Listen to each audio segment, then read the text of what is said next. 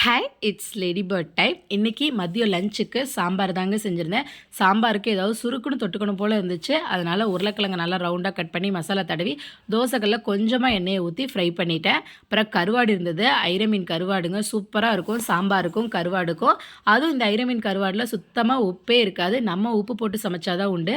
அதனால் பசங்களுக்குமே நான் நிறைய கொடுப்பேன். இந்த ஈவினிங் டைமில் பசங்க ஸ்நாக்ஸ் மாதிரி கூட அதை எடுத்து சாப்பிடுவாங்க. நானும் நல்லா சாப்பிட்டுக்குவேங்க.